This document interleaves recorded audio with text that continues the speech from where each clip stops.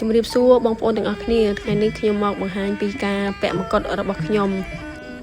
ការពាក់មកុដនេះផងដែរគឺមានភាពងាយស្រួលណាស់សម្រាប់ខ្ញុំព្រោះវាជាទម្លាប់ដដែលទៅហើយខ្ញុំធ្វើឡើងសមហើយអញ្ចឹងហើយការពាក់មកុដដាក់សក់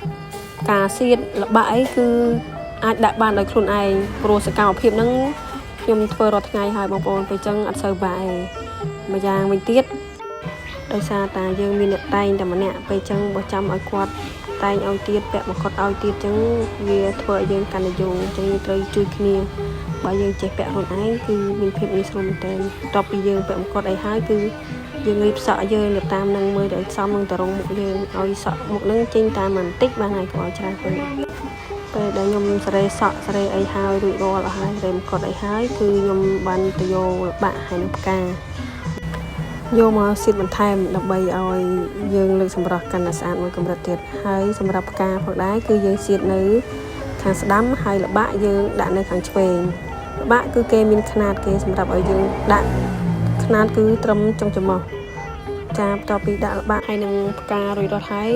ខ្ញុំក៏បានមើលខ្លួនឯងដែរថាមានភ្លេចអីអត់បន្ទាប់មកបាននឹកឃើញថាភ្លេចប្រថាប់ដៃហើយក៏បានរកប្អូនដែលជាអ្នកតែងឲ្យគាត់មកជួយចងប្រថាប់ដៃឲ្យព្រោះប្រថាប់ដៃហ្នឹងយើងអាចចងខ្លួនឯងបានទេអញ្ចឹងមានតែរកគេឲ្យជួយចងឲ្យ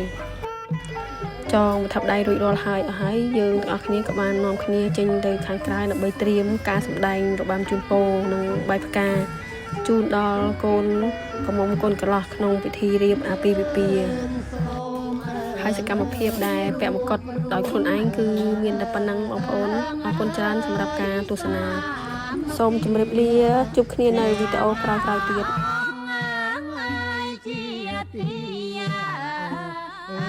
ប្រយោជន៍ជាតិ